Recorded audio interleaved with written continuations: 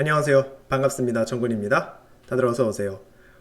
오늘 이야기도 한번 힘차게 시작해 보겠습니다. 저희가 최근 에피소드까지 계속해서 과달카날 전투 이야기를 다루고 있습니다. 2차 세계대전 기간 태평양 전역에서 남서태평양 솔로몬 제도의 과달카날 섬, 이 작은 섬 하나를 두고 일본군과 미군이 벌였던 치열한 전투 이야기들 저희가 시간 순서대로 쭉 이야기를 현재 해보고 있습니다. 그렇게 해서 오늘 저희는 1942년 10월 11일에 있었던 케이프 에스퍼런스 해전 이야기를 진행해 보려고 합니다. 그래서 마지막으로 과달카날을 둘러싸고 벌어졌던 해전, 동부 솔로몬 해전을 저희가 이야기를 했었습니다. 그래서 동부 솔로몬 해전이 8월 25일에 끝이 났었거든요. 그래서 그때로부터 약 한 달하고도 2주가 더 흐른 뒤에 벌어진 해전이 바로 오늘 볼 케이프 에스퍼런스 해전입니다. 그래서 한국말로 번역하면 에스퍼런스 곧 해전이라고 볼 수 있겠습니다.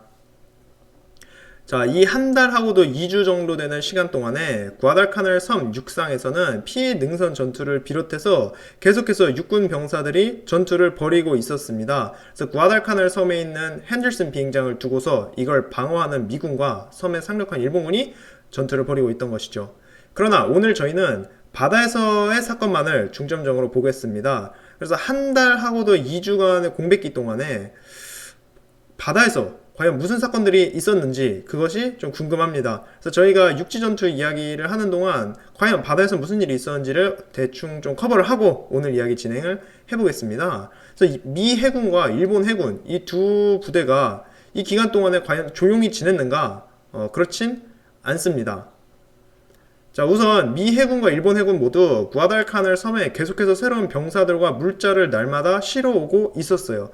당연히 이 둘 사이에 많은 소규모 접전이 벌어지게 됩니다. 특히 일본 해군은 구축함을 동원해서 매일 밤마다 구아달카날에 들려서 병사들과 물자를 내려놓고 있었단 말이에요. 그래서 토키오 익스프레스라고 불리는 특급 수송작전을 일본이 매일 밤마다 하고 있었습니다. 그래서 미군 역시나 질세랴 계속해서 새로운 병사들과 물자를 섬으로 실어 날라오고 있었고요. 그래서 오늘 저희의 해전 이야기와 중요한 사건은 바로 일본 해군의 핸들슨 비행장 포격, 함포 사격 사건입니다. 그래서 당시에 일본 공군은 낮 동안에 핸들슨 비행장을 폭격을 했고요. 밤에는 이제 일본 해군 함정들이 몰려와서 핸들슨 비행장에 바다에서 함포 사격을 했었습니다. 그래서 일본 함정들의 경우에는 낮에 공격했다가 핸들슨 비행장에서 이륙한 폭격기들한테 공격당하잖아요. 그래갖고 밤에 몰래 와가지고 이제 먼 바다에서 함포 사격만 가고서는 해 뜨기 전에 도망가는 이런 식의 공격을 가했던 겁니다. 그래서 8월 초에 미군이 상륙한 이후로 거의 매일같이 구아달카날에다 일본 함정들이 와갖고 폭격을 함포 사격을 가하거든요. 그래서 중요한 건 함포 사격으로 비행장에 그렇게 큰 피해를 주느냐?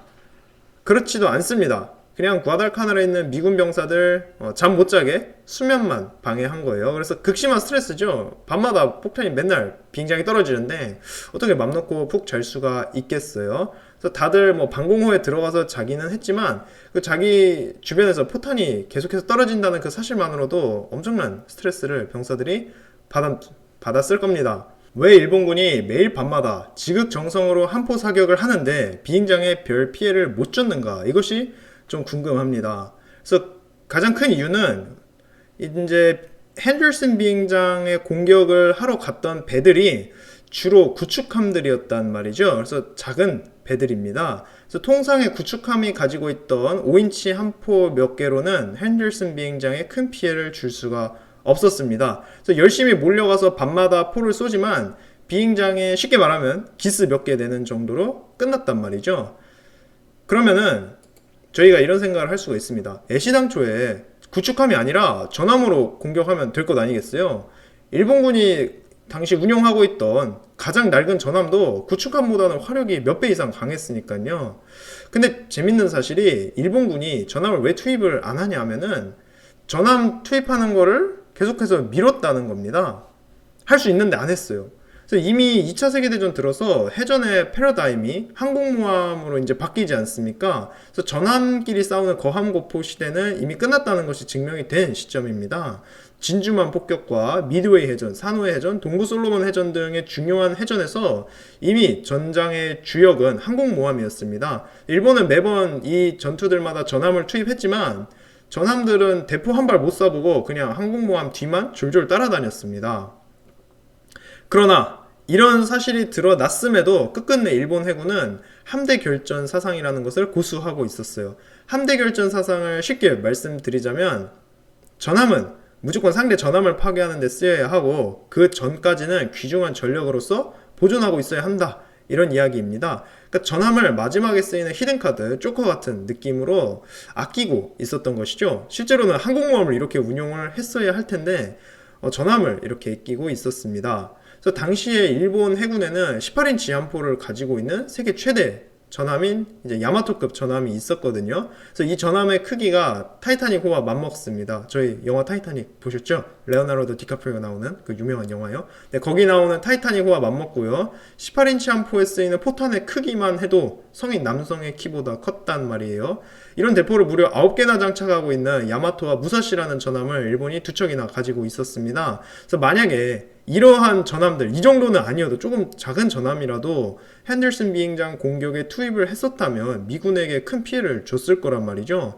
그것도 구아달카날 전투 초기에, 그러니까 8월 초에 일본 해군이 제해권을 장악하고 있을 때 이 전함을 투입했다면 많은 피해를 주지 않았을까 싶습니다. 그러나 정말 2차 세계대전 끝날 때까지 일본은 이런 거대 전함을 아끼는 모습을 보여줍니다. 그래서 그냥 구석에 얌전히 넣어놓고선 절대로 꺼내질 않아요. 참 답답한 모습이 아닐 수 없습니다. 그러나 이런 답답한 모습을 보여주는 일본 해군조차 구아달카날에서 자꾸만 자기들이 밀리니까 좀 긴장을 하게 됩니다. 그래서 아끼고 있던 전함을 무려 4척이나 추룩섬으로 보냅니다. 추룩섬, 저희 에피소드에 많이 등장하는 섬인데요. 그래서 구아달카날로부터 2000km 떨어진 곳에 있는 일본 해군의 기지였습니다. 그래서 미 해군의 하와이에 있는 진주만 유명하지 않습니까? 일본군한테는 추력섬이 진주만 해군기지 같은 그런 최전방에 있는 가장 중요한 기지였습니다. 그래서 본격 미군에게 압박을 주겠다는 움직이죠. 전함을 우리가 4척이나 여기다 보냈다 이겁니다. 그런데 9월이 다 끝나갈 때까지 이 전함 4척 모두 추력섬에 틀어박혀서 좀처럼 움직이질 않습니다. 특히나 구아달카날까지 함포 사격하러 가는 위험한 미션에는 이 전함들이 전혀 투입되지를 않아요. 그래서 그냥 옆에서 항공모함 엄호하는 역할만 맡고 그 커다란 대포를 써보지도 못하고 그냥 얌전히 있었습니다. 이렇다 보니까 구아달카날 비행장을 공격하러 가는 임무는 아직까지도 구축함과 순양함이 주축이 되어서 할 수밖에 없었습니다. 오늘 케이프 에스페란스 해전의 배경은 역시 이랬습니다. 그러니까 구아달카날 섬에 함포 사격을 하러 가는 일본 해군과 이를 막는 미군의 이야기입니다. 그래서 만일에 일본 해군이 자기들이 자랑하는 이 거대 전함들을 좀 일찍 투입을 했다. 그래서 케이프 에스페란스 해전 당시에 일본 해군이 전함을 가지고 전투를 벌였다. 그렇다면은 결과가 달라졌을 수도 있겠지만 일본 해군이 전함을 끝끝내 소중하게 아끼고 있었기 때문에 그렇게 진행되질 않았다는 겁니다. 그래서 그 사실을 저희가 한 가지 염두를 해두고요. 또 케이프 에스페란스 해전이 계기가 되어서 일본 해군이 본격적으로 또 전함을 꺼내면서 과달카날 이후에 벌어지는 과달카날 해전에는 마침내 일본 해군의 전함들이 등장을 한단 말이죠. 그래서 그러한 이야기까지 저희들이 한번 같이 나눠보면 좋을 것 같습니다. 그래서 오늘 이야기를 좀 더 재밌게 듣기 위해서는 직전 에피소드인 과달카날 전투에 관련된 에피소드들 함께 청취해 주시면 더 좋을 것 같고요. 전함에 관한 에피소드가 많이 등장을 하다 보니까 제가 예전에 했던 러일전쟁 스시마 해전 에피소드도 같이 기억해 주시고 청취하시면 더욱 즐거운 에피소드 될 것 같습니다. 자, 그러면 본격적으로 오늘 이야기 한번 들어가 보겠습니다.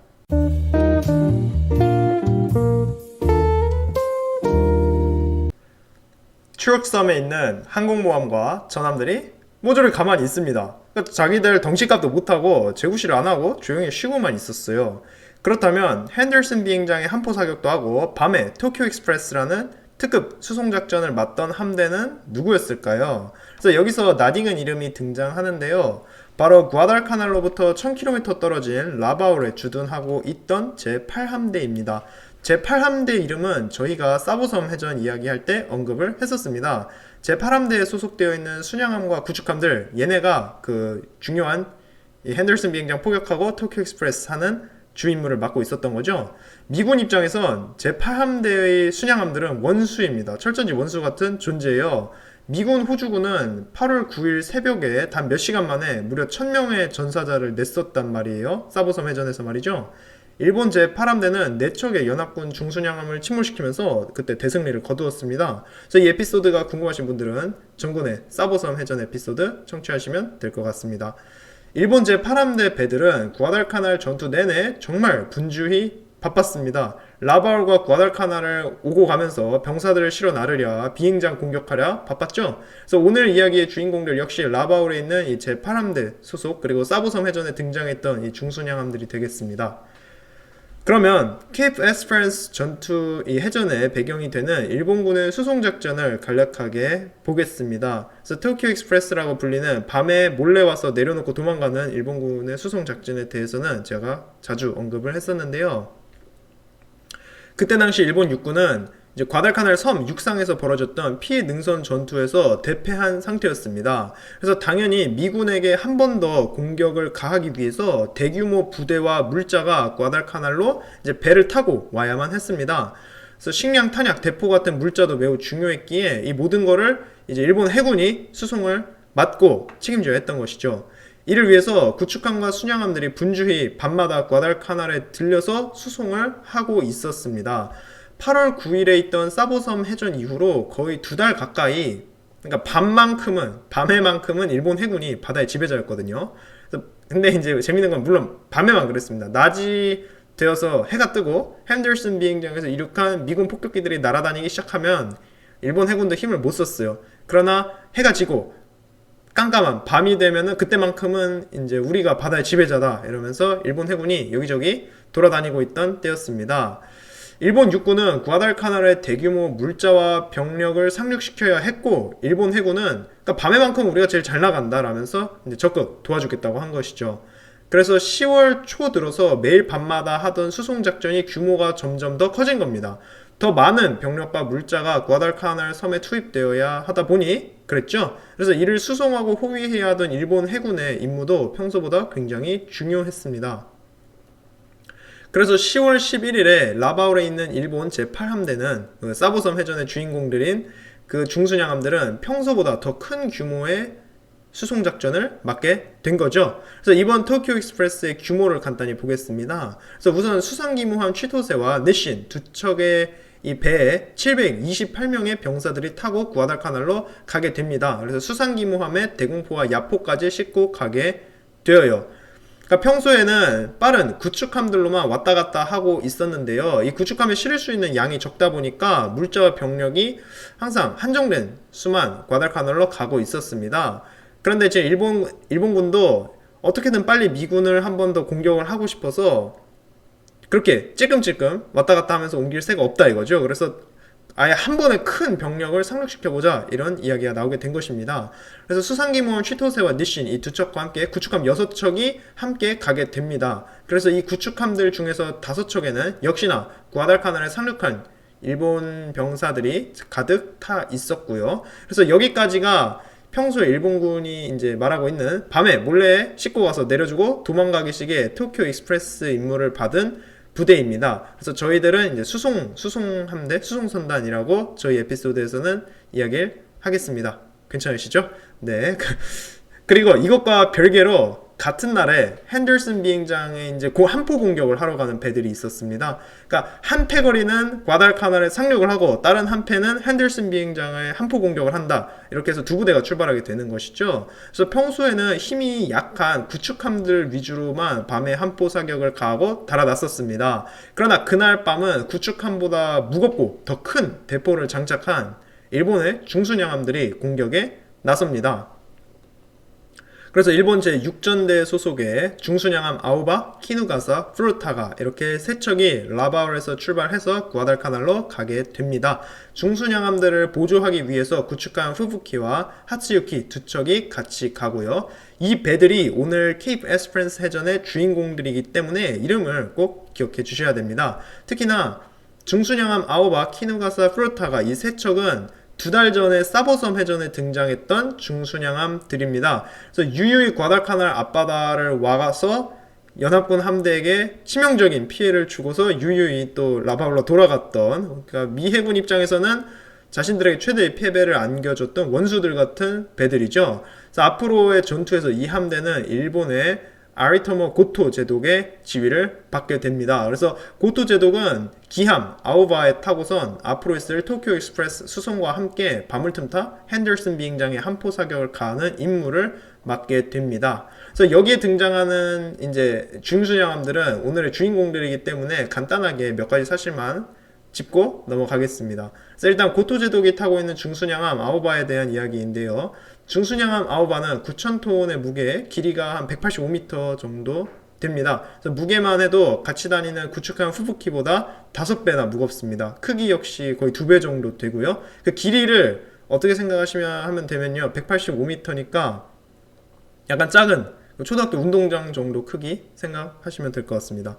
그 정도 길이의 배고요. 약 650명이 탈 수 있는 함정입니다. 그래서 오늘 해전에서 같이 싸우게 되는 중순양함 키누가사와는 자매함이고 둘 다 성능이 비슷합니다.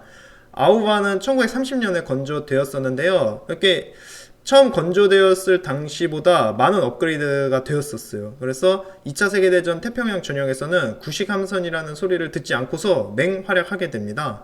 그래서 구축함보다 큰 6인치 이연장포 3개를 장착하고 있는 배이고요. 또한 아오바에서 이제 수상기도 띄울 수가 있었습니다. 그래서 사보섬 해전에서 아오바가 띄웠던 수상기가 조명탄을 투하해서 미 해군에게 큰 피해를 안겨주는데 톡톡히 한몫을 했었죠. 그래서 비행기의 공격으로부터 배를 지키기 위해서 아오바 위에는 기관포도 50문이나 장착되어 있었다고 합니다. 다만 배가 이것저것 자꾸 싣다 보니까 좀 무거워져 갖고 안정성에 약간 문제가 있었다고 하네요.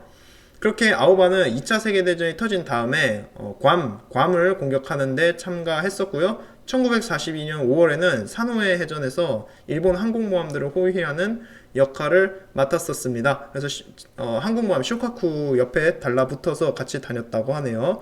그러다가 오늘 이야기로부터 2달 전에 벌어진 사보섬 해전에서 자매함인 키누가사와 함께 참가해서 미 해군에게 큰 피해를 주게 됩니다.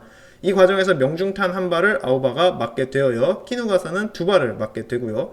그러나 뭐 이 정도로 꿈쩍할 일본 해군이 아닙니다. 그래서 이 중순양함들이 다시 으쌰으쌰 정신을 차리고선 새로운 임무에 나서게 된 것이죠.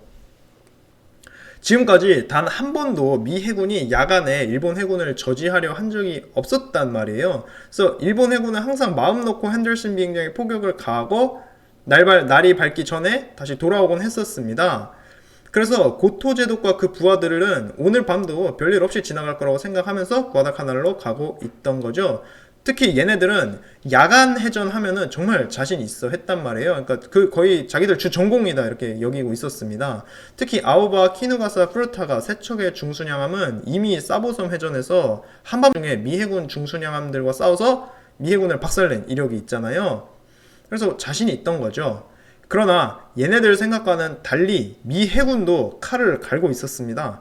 일본 해군이 하도 과달카날 앞바다에서 설치고 다니니까 한번 크게 먹여줘야겠다 이렇게 벼르고 있었던 것이죠.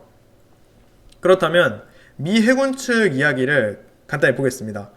과달카날 섬 육상에서 치열한 전투가 계속되면서 미군 역시 병력을 계속 섬으로 데려와야 했습니다.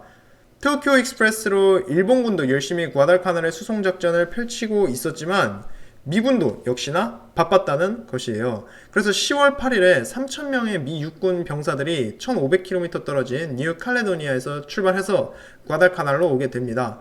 이 병사들을 싣고 있는 수송선들이 10월 13일에 과달카날에 도착할 예정이었어요.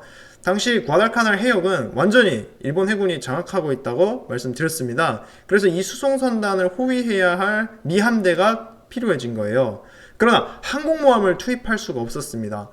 왜냐하면 미 해군의 항모 전력이 당시에 크게 위축되어 있었거든요. 일단 항공모함 와스프가 9월 15일에 어뢰에 맞아 침몰했고 동부 솔로몬 해전 내에 입었던 피해 때문에 사라토가와 엔터프라이즈 이 두 척의 항공모함은 수리를 위해서 하와이까지 가 있었단 말이죠. 그래서 남은 항공모함은 USS 호넷 한 척밖에 없었습니다. 그래서 이 한 척밖에 없는 항공모함을 투입하기는 어려웠던 거죠. 더군다나 함재기, 그러니까 항공모함에 실려있는 비행기들은 밤에 운용할 수가 없기 때문에 한밤중에 쥐같이 돌아다니는 일본 해군을 막는데 항공모함으로는 한계가 있었습니다. 그래서 결국에는 항공모함이 아니라 순양함과 구축함들이 앞으로 있을 전투를 진행하게 되는 것이죠.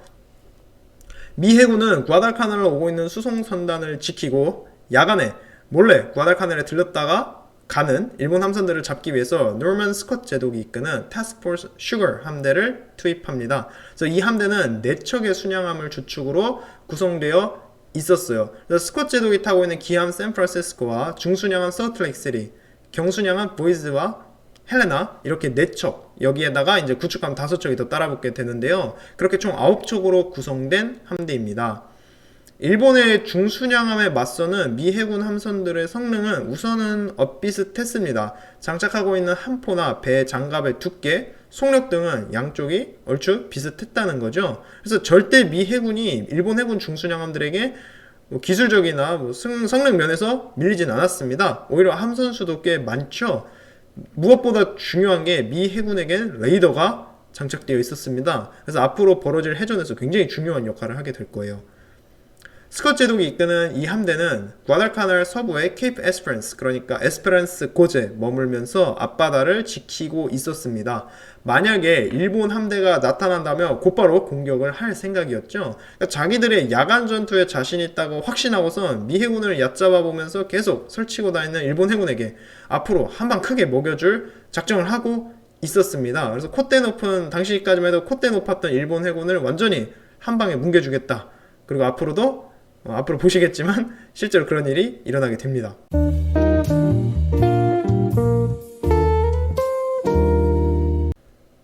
그렇다면 케이프 에스페란스 해전이 시작되는 10월 11일부터의 사건들을 쭉 저희가 한번 따라가 보겠습니다. 10월 11일 오전 8시에 구아달카날에서 500km 떨어져 있는 슈르틀랜드 섬에서 일본 수송선단이 출발합니다. 앞서 말씀드린 수상기모함 2척과 구축함 6척이 이제 육군 병사들과 물자를 싣고서 구아달카날로 가는 것이죠. 그래서 이 수송선단이 토키오 익스프레스 선단입니다. 그날 오후 2시에 고토 제독이 이끄는 제6전대 소속 중순양함 아오바, 키누가사, 푸르타가와 구축함 후부키, 하츠유키도 슈르틀랜드 섬에서 출발합니다. 그래서 얘네의 목표는 핸더슨 비행장의 함포 공격을 가하고 날 밝기 전에 돌아오는 것이죠. 그래서 드디어 과달카나를 둘러싼 이날의 케이프 에스페란스 해전이 시작되는 것이죠. 일본 해군 입장에서 구아달카날 핸더슨 비행장에 있는 정찰기가 가장 두려웠습니다. 그래서 구아달카날에 갈 때까지 한 번도 안 들키고 가면 제일 무난하게 좋았던 상황이죠. 하지만 결국 들키고 맙니다. 수송선단이 출발한 지 6시간 반이 지난 오후 2시 45분 무렵에 구아달카날에서 340km 떨어진 지점에서 미군 정찰기에게 결국 발견되고 말아요. 이 수송선단이 발견되었다는 소식이 미 함대를 지휘하고 있던 스콧 제독에게도 들어갑니다. 그래서 정찰기들은 2척의 순양함과 6척의 구축함이 구아달카날 앞바다로 오고 있다고 이야기를 해요. 스콧 제독은 이 소식을 듣고서는 자기가 빠르게 앞서가서 일본 함대를 공격할 수 있겠다, 인터셉트 할 수 있겠다 싶었습니다. 그래서 함대를 그쪽으로 이동시켜요. 동시에 구아달카날과 구아달카날에서 50km 떨어진 툴라기 섬에서 미군 정찰기들이 출격을 하고요. 그러니까 정찰을 통해서 보다 확실한 정보를 얻어야 하지 않겠어요. 그러나 그날 오후에 핸더슨 비행장에 가해진 일본 공군의 공격으로 인해서 원활한 정찰이 이루어지지는 않았습니다. 그런 탓에 고토 제독이 이끄는 제6전대, 그러니까 저희 이야기에 나오는 이 일본 함대는 미 정찰기에게 발견되지 않았고요. 아무런 일 없이 구아달카날로 접근할 수가 있었습니다.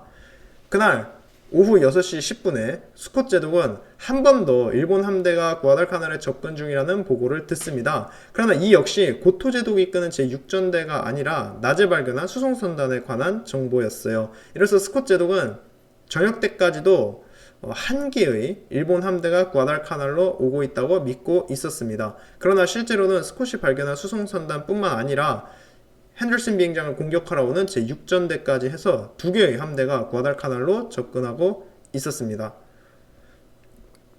앞으로 벌어질 야간 전투에 대비해서 스콧 제독의 작전은 간단했습니다. 그러니까 이 작전 한번 보죠. 일단 미 함대 순양함 헬레나와 보이즈에 장착된 레이더를 이용하자는 거죠. 그래서 레이더를 이용해서 우선 깜깜한 밤에 일본 함대를 먼저 찾아냅니다.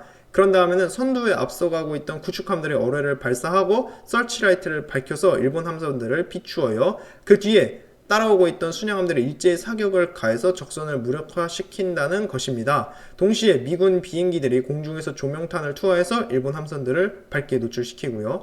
이러면은 무난하게 자신이 이길 수 있다고 생각하고 있었습니다. 일본 해군한테는 없던 신기술인 레이더를 적극 활용한다. 이런 사실이죠. 일본 해군도 레이더를 쓰고는 있었지만 미군에 비해서는 훨씬 뒤떨어지고 있었거든요, 기술이. 그래서 그 점을 적극 활용하겠다는 것입니다. 그렇게 스콧 제독이 이끄는 미 함대는 일본 함대가 올 것이라고 예상되던 구아달카날 섬의 북서쪽 끄트머리로 이동합니다. 그때가 저녁 10시였어요. 아침 정찰에서 발견된 일본 함대가 곧 나타날 것이라고 스콧은 생각을 합니다. 그래서 수상기를 띄워서 정찰을 보내기로 해요. 그래서 각 순양함들에서 정찰기들이 출발합니다. 그런데 중순양함 서울트레이크3에서 정찰기가 발진하다가 실수로 조종석에 있던 조명탄에 불이 붙은 거예요. 그러면서 비행기가 바다에 추락해버립니다. 다행히 조종사는 고무보트를 타고 살아남지만 더 큰 문제는 방금 밤하늘에서 터졌던 조명탄입니다. 깜깜한 밤하늘에 조명탄이 팡 터졌으니까 이것 때문에 미 함대의 위치가 노출되었을지도 모른다는 거예요. 그랬거나 말았거나 조만간 일본 함대와 전투가 벌어질 것이라고 생각한 스콧은 전투 대응을 갖추라고 명령합니다. 그렇게 저녁 10시 30분에 미 함대가 Battle Formation, 전투 대응을 갖추고서 항진하게 되어요. 미 함대가 전투 준비를 갖추고 항진한 지 30분이 지난 저녁 11시에 중순양함 샌프란시스코에서 발진한 정찰기의 보고가 들어옵니다. 그래서 구아달카날 섬 북쪽 해변가에서 한 척의 큰 함선과 두 척의 작은 함선을 발견했다는 보고였어요. 처음 이 소식을 들은 스콧 제독과 그 부하들은 이 배들이 같은 편 미 해군 배라고 생각합니다. 정찰기 조종사가 한밤중이어서 제대로 못 봤을 가능성이 컸거든요. 이 깜깜한데 뭘 보겠습니까? 그러나 적이든 아군이든 중요하진 않았어요. 스콧은 만약 이것이 적 함선들이라면 자기가 낮에 보고를 들었던 일본 수송선단일 거라고 생각해요. 본격적으로 싸우기 전에 한두 척의 작은 일본 배들이야 가벼운 먹이라고 여겼습니다. 이때 샌프란시스코의 정찰기가 발견한 것은 고토 제독의 중순양함들이 아니라 일본 수송선단의 배들이었습니다. 그래서 몰래 지금 병사들 섬에 내려주고 달아나려 하는 그 도쿄 익스프레스 선단이었던 거죠. 그래서 미 함대는 이 정찰 보고가 들어온 구아달카날 섬 북쪽 사보 섬으로부터 30km 떨어진 해역으로 이동합니다. 당시 스콧 제독이 타고 있던 기함 샌프란시스코의 레이더는 사용을 못하고 있었는데요. 그 때문에 스콧 제독은 한밤중에 깜깜한 바다를 오로지 육안으로 살피면서 적을 찾고 있었습니다. 당시 미 함대의 순양함들이 600m 정도 거리를 두고 이동하고 있었는데요. 이 거리에서 만안경을 써도 옆에 있는 배가 안 보였다고 합니다. 그러니까 그 정도로 깜깜한 밤이었어요. 이렇다 보니 몇 킬로미터 밖에 떨어져 있는 적함을 어떻게 눈으로 찾아내겠습니까? 그러나 스콧이 열심히 눈으로 바다를 훑는 그 동안에 옆에 있는 순양함 두 척은 레이더로 적을 찾아냅니다. 그래서 밤 11시 25분에 순양함 헬레나와 중순양함 서울트레이크3 두 척이 레이더를 통해서 적군 함선을 발견해내요. 문제는 통신 문제로 인해서 이 소식이 스콧 제독에게 전달이 안 됩니다. 스콧은 자기가 이렇게 계속 전진하다가 자기 눈에 안 띈 상태로 일본 함대가 자기 옆을 몰래 지나갈 수 있을지도 모른다고 걱정해요. 사보섬 해전 때도 보시면은 밤을 틈타서 사보섬과 구아달카날 섬 사이를 일본 중순양함들이 구축함 눈에 안 띄고서 샥 지나갔었잖아요. 그래서 걱정이 됐던 스콧 제독은 This is City F, execute to follow left course 230라는 명령을 11시 32분에 내립니다. 그래서 방향을 남서쪽으로 전환하라는 소리였어요. 근데 이 명령이 잘 전달이 되질 않아서 방향을 전환했을 때 Fahrenheit, Duncan, Lafferty 구축함 세 척이 전열에서 떨어지게 됩니다. 그래서 이 구축함들이 전열에서 떨어져 나가면서 나중에 좀 혼란이 발생하게 되는데요. 지금부터 한번 이야기를 해보겠습니다. 스콧 제독은 내 구축함들이 지금 어떻게 된 거야? 전열을 가다듬었더니 이게 대형을 다시 짰더니 구축함들이 안 보이는 겁니다. 그래서 어디 갔어? 이러면서 걱정을 하고 있었어요. 해전에서 이 포메이션 대형은 정말 중요한 것 아니겠습니까? 그러나 이 걱정은 한 1분쯤 지속됩니다. 왜냐하면 순양함 헬라나의 레이더에 약 25km 떨어진 곳에 있는 신원불명의 배 5척이 발견되었거든요. 그래서 미 함대가 찾고 있던 일본 함대였죠. 중순양함 3척과 구축함 2척이 발견이 된 겁니다.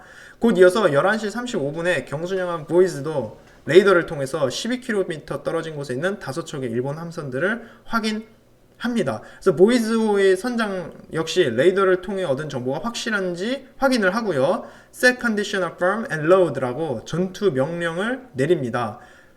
11시 42분에 레이더를 통해 5척의 적 함선이 발견되었다는 정보가 가장 선두에 미함대가 이렇게 줄을 서서 가고 있었는데요. 가장 선두에 있던 샌프란시스코호에 전해집니다.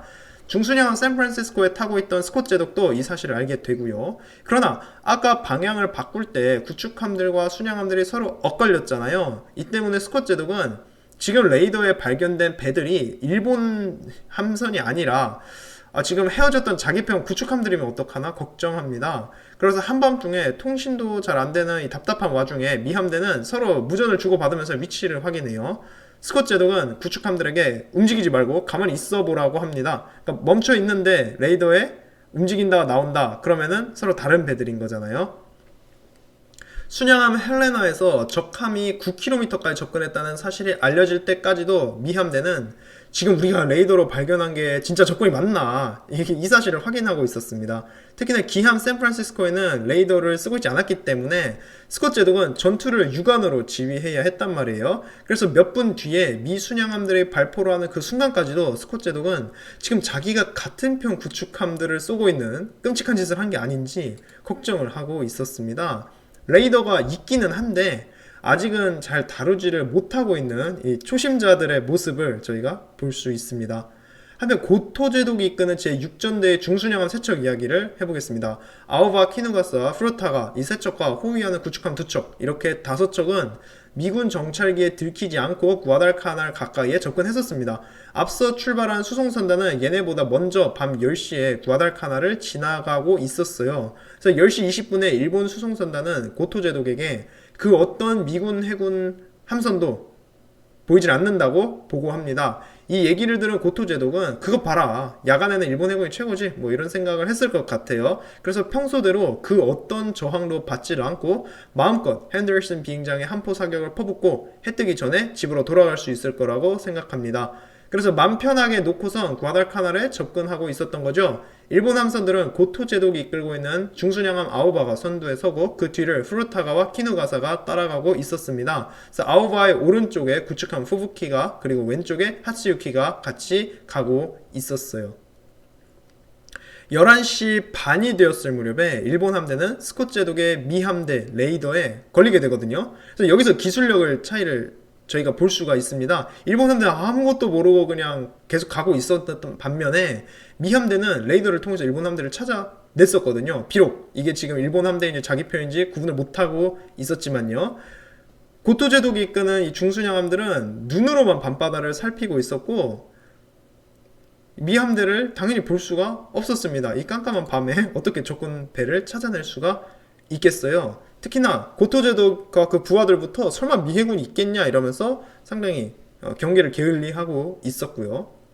한편 미 함대는 레이더를 통해서 일본 함대를 조기에 발견했습니다. 그래서 레이더에 의존해서 조준까지 맞춰둔 상태였어요. 샌프란시스코에 타고 있는 스콧 제독은 아직 저게 적군인지 같은 편 구축함인지를 몰라서 공격을 할지 말지 고민을 하고 있었고요. 그동안 경순양함 헬레나에선 레이더로 이미 조준을 해둔 때였잖아요. 그래서 11시 45분에 헬레나는 공격을 허가해달라고 샌프란시스코에 요청합니다. 그런데 통신 문제로 인해서 이 메시지는 공격 허가가 아니라 헬레나가 직전에 보냈던 레이더 보고에 대한 확인 메시지로 바뀌어서 스콧 제독에게 전달됩니다. 이 메시지에 대해서 스콧 제독은 Roger, 그러니까 통신을 수신했다 이렇게 대답을 해요. 근데 Roger라고 하니까 경순양함 헬레나는 공격해도 되나보다 이러고선 냅다 레이더를 통해서 보이는 배들을 향해 포격을 시작해요. 스콧은 쟤네 갑자기 왜 쏘냐 깜짝 놀랐겠죠. 같은 편 구축함인지 아닌지 확인이 안 됐는데 막 쏘니까요. 그러나 이미 발포를 한 걸 어떡하겠어요. 헬레나가 발포를 시작하니까 헬레나 바로 앞에 가고 있던 중순양함 솔트레이크시티도 발포를 시작하고요. 이어서 경순양함 모이즈도 포격을 시작합니다. 그러니까 옆에 있던 구축함들도 질세라 포격을 시작하고요. 이쯤 되니까 스콧 제독도 에라 모르겠다 이런 심정으로 자기가 탄 샌프란시스코에 공격 명령을 내립니다. 그렇게 미 함대가 옆으로 길게 늘어서서 자신들 우현으로 약 4.6km 떨어진 곳에 있는 배들에게 무자비하게 포격을 가하게 돼요. 지금이야 저희가 이때 미 함대가 공격하고 있던 목표물이 고토 제독이 이끄는 일본 중순양함이라는 것을 알고 있죠. 그래서 저희가 지금 이야기를 하면서 야, 미 함대가 제대로 캐치해서 선제 공격을 했네라고 생각을 합니다. 그러나 당시에 한밤중에 같은 편 배들이 어디 있는지 정확한 위치도 모르는 상황에서 레이더만 보고 공격을 해야 했던 스콧 제독의 마음은 굉장히 불편했어요.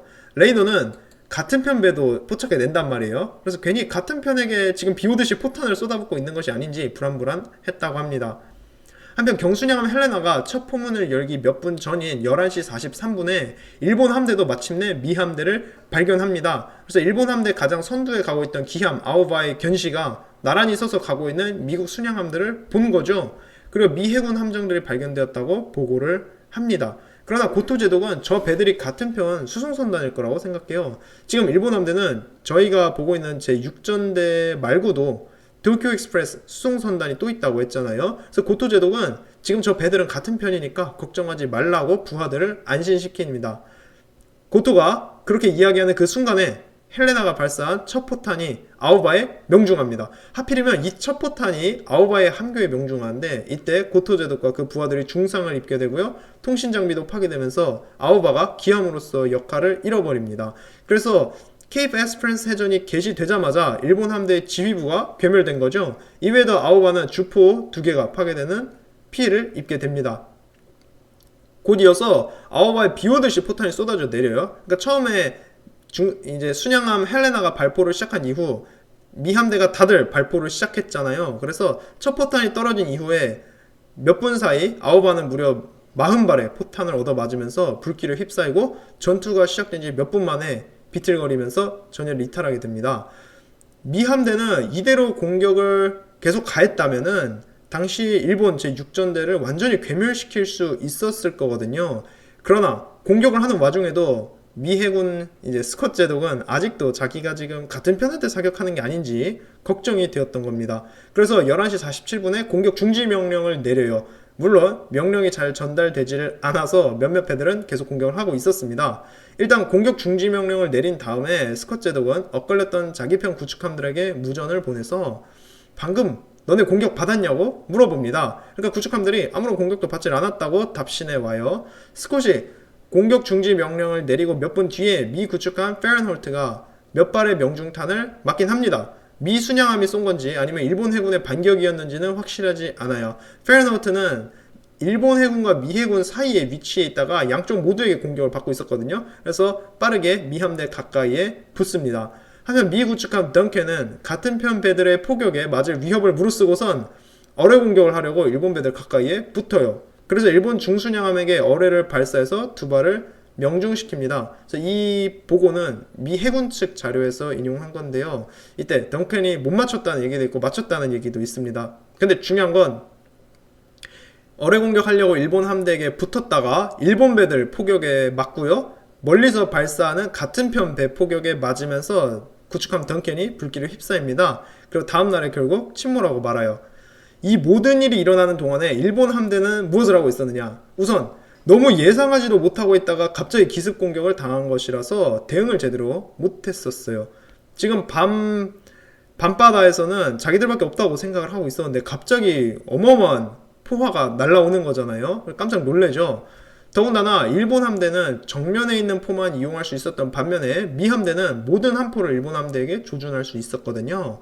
러일 전쟁 스시마 해전에서 일본 도고 제독이 러시아 함대한테 구사했던 T자형 전법 있지 않습니까? 그 포메이션을 이번에 도고 제독의 후배들이 미 해군을 상대하다 당하게 됩니다. 미 해군은 옆으로 길게 늘어서서 갖고 있는 모든 주포를 일본 중순양함에 조준할 수 있었던 반면 일본 중순양함들은 이에 대응하기도 어려웠던 거죠.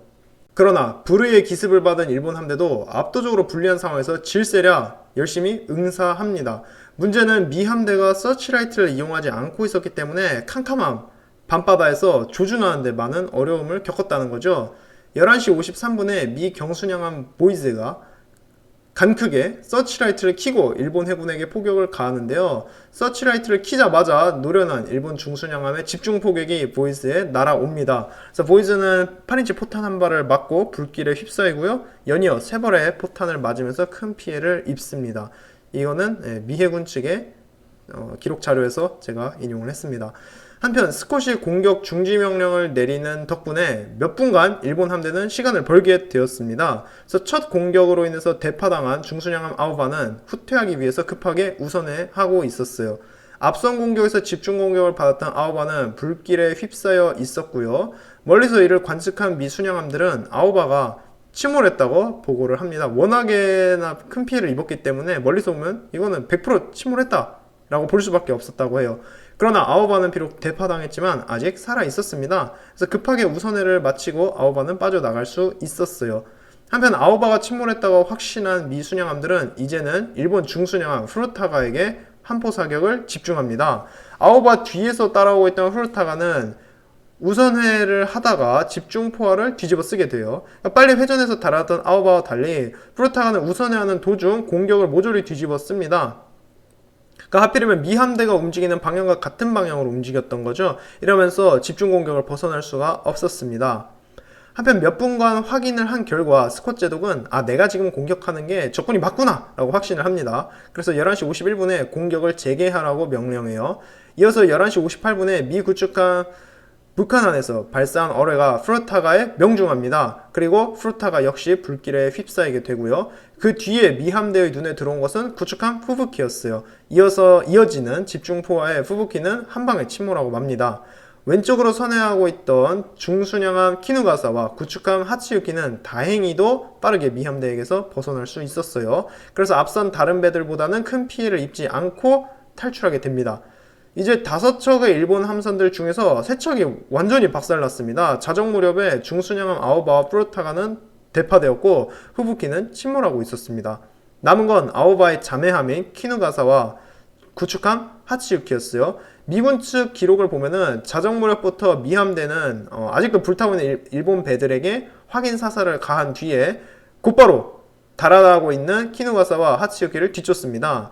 이때부터 너무 깜깜하니까 일본 배들을 찾으려고 미 함대도 서치라이트를 켜거든요. 근데 상대가 서치라이트를 켜니까 그때서야 일본 함대도 제대로 조준을 하고선 함포 사격을 가하기 시작합니다. 그래서 자정을 지나서 날짜가 이제 10월 12일 새벽으로 바뀌었는데요. 미 경순양함 보이즈는 앞서 맞았던 불길을 다 끈 뒤에 곧바로 일본 중순양함 키누가사를 공격하러 달려갑니다. 근데 이때 서치라이트를 켜고 달려갔던 거예요. 이때 키누가사가 저거 뭐야 이러고서는 서치라이트를 향해 포격을 가합니다. 그래서 키누가사가 발사한 2발의 포탄이 정말 뷰티풀하게 보이즈에 명중했다라고 일본 해군이 기록을 하고 있어요. 그 뷰티풀이라는 표현을 쓰고 있더라고요.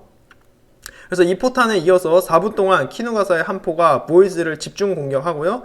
보이즈에서만 100명에 가까운 전사자가 발생하게 됩니다.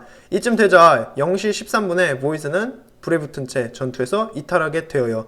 불에 붙은 보이즈를 지나서 이번에 미 중순양함 서틀렉시리가 키누가사를 공격하러 옵니다. 그래서 양쪽 모두 비오듯이 상대에게 포탄을 쏟아 부어요. 그 캐리비안의 해적 같은 영화를 보시면은 양쪽 두 척의 배가 나란히 서서 상대에게 포탄을 붓는 모습이 보이지 않습니까? 그것과 비슷하게 이때 키누가사와 서틀렉시리 두 척이 상대방에게 무자벽에 포탄을 쏟아 붓습니다. 이들 키누가사가 발사한 포탄이 서틀렉시리의 보일러에 명중하고 우현에도 명중하지만 별다른 큰 피해를 서틀렉시리에 주지를 못합니다. 반면 키누가사는 미 함대의 집중포화를 혼자서 뒤집어 쓰고 있었고요. 연기를 뿜고 있는 키누가사를 본 미 함대는 키누가사 역시 침몰했다고 결론을 내립니다. 이때가 0시 17분이었는데요. 이쯤 하면 되었다 싶었던 스콧 제동은 공격 중지 명령을 내리고 잠시 전열을 추스릅니다. 미 함대에게 집중 공격을 받았던 중순양함 후르타가의 경우 결국 새벽 2시 22분에 사보섬 북서쪽 35km 해역에서 침몰하고 말아요. 그래서 자기가 사보섬 해전 때 침몰시켰던 미군 순양함들로부터 이제 멀리 떨어지지 않은 곳에서 결국 침몰하게 된 겁니다. 그래서 구축함 하치유키가 후르타가의 생존자들을 구조하게 되고요. 구축함 후부키는 전투 도중에 침몰했단 말이죠. 그래서 구축함 후부키의 생존자들의 경우 100여 명 정도가 미 해군에 의해서 구조되고 결국 포로가 됩니다. 처음에 이 후부키의 수병들은 포로가 되는 것을 거부했다고 해요. 그래서 미 해군들이 구조해 주려고 하는데도 거절하고 바다에 계속 있었습니다. 그러다가 이제 곧 있으면 죽을 것 같으니까 100여 명 정도가 항복을 하고 미군에 의해서 구출이 되어요. 대파당한 중순양함 아오바의 경우 간신히 자매함 키누가사와 합류해서 비틀거리면서 후퇴할 수 있었습니다. 전투 도중에 중상을 입었던 고토 제독은 그날 아침에 결국 사망하고요. 키누가사의 경우 뭐 몇 발 맞기는 했지만 아오바와 후르타가에 비하면 멀쩡했습니다. 전투가 벌어질 당시 가장 일본 함대 뒤에서 키누가사가 따라오고 있었고요. 다들 우선회 할 때 자기 혼자 좌로 선회했거든요. 그래서 뭐 이러한 이유로 인해서 큰 피해를 입지 않고 키누가사는 오히려 미 함대에게 치명적인 명중탄을 몇 방 날릴 수 있었습니다. 미 해군의 경우 전투가 끝난 뒤에 이제 가장 먼저 할 일이 서로 어디 있는지 찾고 적군인지 아군인지 서로 식별하는 것이었겠죠. 새벽 2시 40분 무렵 경순양함 보이스가 발견됩니다. 그래서 보이스는 불을 다 끄고 함대에 합류하는데요. 장교를 포함해서 107명이 보이스에서 전사합니다. 그 외에는 키누가사와 치열한 전투를 벌였던 중순양함 소울트레이크3가 손상을 입었어요. 그래서 수리를 위해서 잠시 떠나야 했습니다. 미함대 쪽에서 침몰했던 함정은 구축한 던켄밖에 없었어요. 그리고 미 해군의 총 전사자는 175명으로 일본 제6전대와 싸워서 큰 승리를 거뒀다 할 수 있겠습니다.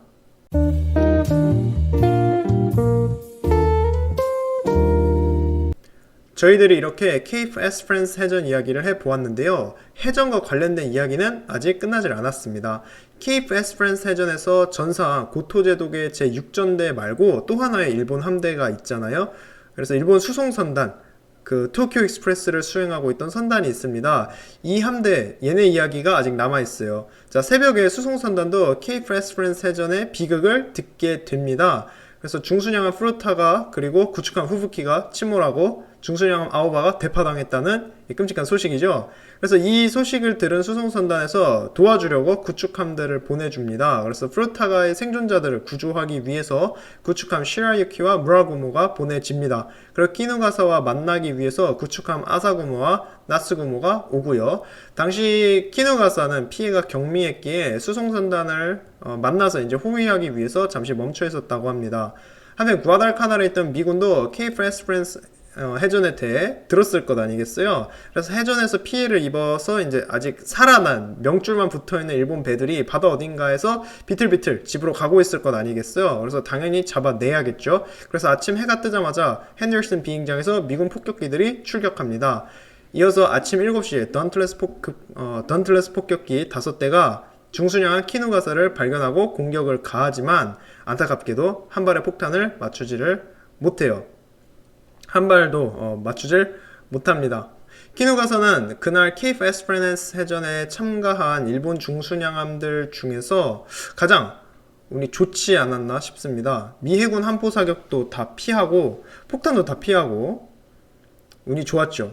그러나 스포일러가 될 수 있겠지만 키누가사의 운명도 키누가사의 운도 오래가지는 못합니다. 왜냐하면 불과 한 달 뒤에 벌어지는 구아달카날 해전에서 결국에는 침몰을 하거든요. 그래서 그건 저희가 에피소드 또 나중에 이야기를 해볼 수 있을 것 같습니다. 자, 그러는 동안 도쿄 익스프레스를 마치고 돌아가는 일본 수송선단의 구축함들도 미 공군의 공격을 받게 됩니다. 그래서 이 공격으로 구축함 무라구모와 나츠구모 두 척이 침몰하게 되어요. 자, 이렇게 피해를 입으면서 케이프 에스프란스 해전은 일본의 패배로 끝이 납니다. 그리고 미국의 승리죠. 그러나 미 함대는 결국에 보면 일본 수송선단을 막지는 못했습니다. 한밤중에 제6전대가 미 함대와 싸우는 동안 일본 수송선단은 몰래 병력과 물자를 구아달카날에 내려놓고 도망가거든요. 그래서 이어서 계속 도착하는 이러한 도쿄 익스프레스, 일본 수송선단들을 미 해군은 잘 막지를 못합니다. 반면에 일본 해군 역시 구아달카날에 새로 도착하는 그 미군 수송선단을 막아내지 못하고요. 자, 그렇다면 이 해전이 중요한 의의를 한번 보겠습니다. 자, 우선 미 해군의 자신감이 크게 회복되었다는 거죠. 사보섬 해전 이후로 미 해군의 기가 팍 죽어 있었는데 이번에 해전에서 이기면서 미 해군 자신감이 크게 살아났다는 것입니다. 특히나 야간 해전에서 일본 해군을 이기면서 얘네 별것 없네 이런 사실을 알아차린 거죠. 그리고 또 하나 레이더를 직접 운용해서 일본 해군에게 큰 피해를 줬다는 것이 있겠습니다. 그래서 당시 미 해군에게도 좀 낯선 물건이었던 레이더를 실제 실전에서 굉장히 잘 활용해서 승리를 가져갈 수 있었다는 겁니다. 일본 해군의 경우에는 케이프 에스프란스 해전에서 패배하면서 미 해군 이것들 봐라 이러고선 숨기고 있던 비장의 카드를 마침내 꺼냅니다. 그것이 바로 이제 핸들슨 비행장 공격에다가 전함을 투입하기로 한 것이죠. 앞서 말씀드렸듯이 일본 해군은 바보같이도 정말 전함을 끝까지 아끼는 모습을 보여주는데요. 이번 해전에서 한 방 먹고 난 뒤로는 이거 중순양함 가지고는 안 되겠다 하고 전함을 꺼낸 것입니다. 이로써 비행장이 더 큰 피해를 줄 수 있게 되었고요. 혹시나 이번 케이프 에스퍼란스 해전처럼 미 해군이 중간에 막으려고 온다면은 이제 뭐 전함의 화력을 이용해서 미 해군을 괴멸시킬 수 있게 된 겁니다. 이번에 본 스콧 제독이 이끄는 이 중순양함들로는 전함을 상대로 이길 가능성은 거의 없거든요. 그래서 케이프 에스퍼란스 해전이 있고 이틀 뒤인 10월 13일에 전함 컨고우와 하루나가 핸들슨 비행장에 함포 사격을 가하러 나타납니다. 그래서 추룩섬에 몇 달 동안 계속 얌전히 있기만 했던 이 두 척의 전함이 마침내 과달카날에 나타난 거죠. 이 전함에 대한 간단한 화력 이야기를 해보자면요. 두 전함 모두 무게가 36,000톤이나 나갑니다. 오늘 등장한 일본 중순양함 아오바보다 4배나 무겁고요. 미 해군 구축함보다 무려 9배나 무거운 장갑을 칭칭 둘러싸고 있는 전함들입니다. 길이도 구축함의 2배 이상 되는 커다란 전함들이고요. 화력이 가장 중요할 것 같습니다. 전함 컨고와 자매함 하루나 이 두 척 모두 14인치 포 8개로 무장하고 있는데요. 그래서 얘네들을 합하면 14인치 포만 무려 16개입니다. 이 대포들로 최대 31km 밖에 있는 목표물까지 맞출 수 있었다고 해요. 이것뿐만이 아닙니다. 오늘 등장한 미군, 일본군 중순양함이 가지고 있던 6인치 포 있죠? 케이프 에스퍼란스 해전은 6인치 포로 싸웠던 해전이란 말이에요. 이 대포만 해도 컨고와 하루나는 16개씩 장착하고 있습니다. 그래서 컨고와 하루나가 가지고 있는 6인치 함포 수만 합해도 이미 중순양함 아오바 같은 배의 6척 화력을 가지게 되는 것이죠. 그러니까 이 정도 화력을 가지고 있는 전함을 투입을 했다는 것은 일본 해군도 열이 받은 겁니다. 그래서 아끼고 있던 배들을 한번 싸워봐라 이렇게 풀어준 거죠. 그래서 이 두 척의 전함 컨고와 하루나는 10월 14일 새벽에 과달카날 앞바다에 도착합니다.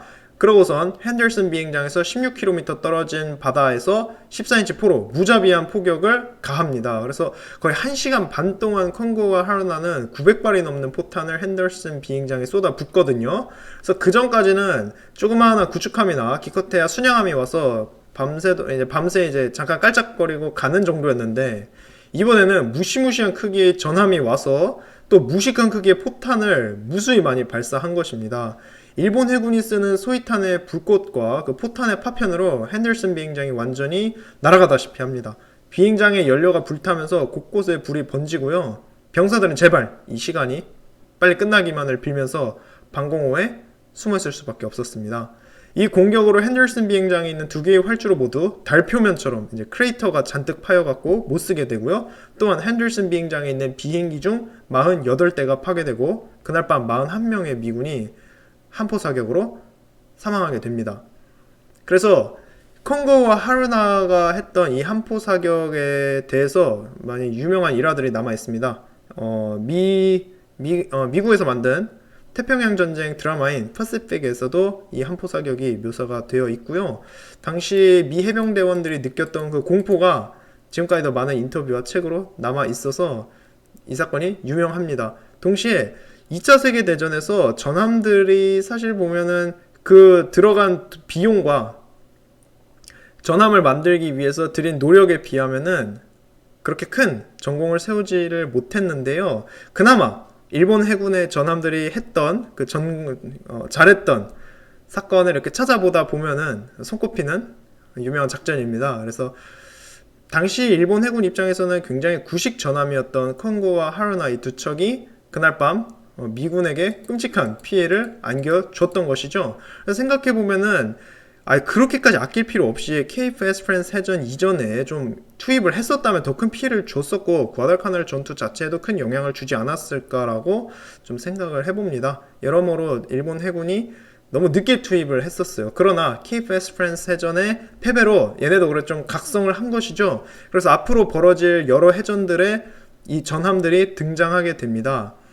그래서 오늘 등장한 이 컨고와 하루나 이 두 척의 전함은 저희가 콩고급 전함이라고 부르는데요. 그러니까 콩구라는 이 전함과 그 전함 자매함들이죠. 자매함들 3척을 합해서 총 4척의 전함을 콩구급 전함이라고 하는데요. 2차 세계대전 기준으로 일본 해군에서 가장 낡은 전함들이었지만 이 4척 모두 과달카날 전투 당시 이렇게 활약을 하게 됩니다. 일본 해군이 가지고 있던 전함들 중 가장 빨랐기 때문에 이 전함들을 투입을 했어요. 왜 빨라야 하냐면 밤에 과달카날에 포격을 가하고 빠르게 도망가서 낮에 폭격기의 그 작전 범위 밖으로 달아나야 될 것 아니겠습니까? 그래서 빠른 전함만이 과달카날 전역에서 이용을 할 수 있었기 때문에 이 콩고급 전함 4척이 투입이 되었다고 하네요. 그래서 이 전함들 콩고 하루나 그리고 남은 2척인 키르시마와 히에이까지 이 4척의 전함 이야기는 저희가 앞으로도 좀 더 볼 것 같습니다. 특히나 과달카날 전투 후반부에 등장하는 해전들의 이 콩고급 전함들과 미 해군이 또 한 번 큰 해전을 벌이기 때문에 그 이야기 저희가 나중에 또 재밌게 진행해 볼 수 있을 것 같습니다. 그래서 이것이 케이프 에스프란스 해전 이후 벌어졌던 그 일련의 사건들이에요. 며칠간. 또 여담으로 오늘 오늘 이야기에서 대파당에서 숄틀랜드 섬까지 간신히 살아서 돌아갔던 중순양함 아오바의 이야기를 보자면요. 태평양 전쟁 말기에 이제 일본 해군이 맞닥뜨린 위기를 아오바를 통해서 볼 수가 있습니다. 왜냐하면 2차 세계대전 기간에 아오바만큼이나 끈질기게 살아남았던 중순양함이 없어요. 그래서 간단히 아오바의 행적을 보겠습니다. 아오바는 오늘 저희가 봤던 케이프 에스프란스 해전에서 대파당하고 일본까지 가서 수리를 받습니다. 수리를 받고 다시 태평양 전역에 돌아오는데요. 1943년에 미군 폭격기의 폭탄을 또 맞지만 다행히 침몰을 면합니다. 1944년에는 미군 잠수함이 발사한 어뢰도 맞고요. 이 어뢰에 맞고서 수리를 받다가 미군 폭격기에게 또 폭탄을 맞게 됩니다. 그런데도 질기게 목숨을 건져요. 그리고 1945년에만 해도 수많은 공습으로 5개 이상의 폭탄을 얻어 맞게 되는데요. 그러다가 결국 1945년 초에 침몰하고 맙니다. 그래서 태평양 전역에 이만큼이나 여러 전역에 참가를 하고 또 끝까지 살아남아서 활동했던 배들이 별로 없어요. 1945년까지 살아남은 일본 해군의 함정이라면은 정말 운이 좋은 겁니다. 보통 1945년 초와 1944년 말 그쯤 무렵에 거의 대부분 일본 해군의 함정들이 침몰하기 때문에 상당히 질기게 살아남은 것 같습니다. 아오바의 자매함이었던 키누가사만 해도 불과 한 달 뒤에 침몰하게 된단 말이죠. 오늘 이야기한 사건에서 말이죠.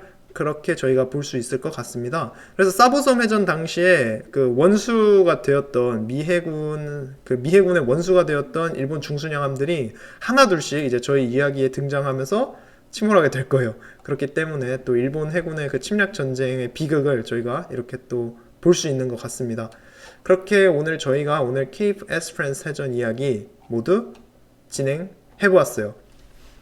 제가 확실히 해전에 좀 주력해서 이야기를 하고 싶다고 여러분께 여러 번 말씀을 드렸었는데요. 그래서 육상 전투보다 해전에 주력하니까 뭔가 이야기도 좀 더 스무스한 것 같고 무엇보다 주인공들이 확실해요.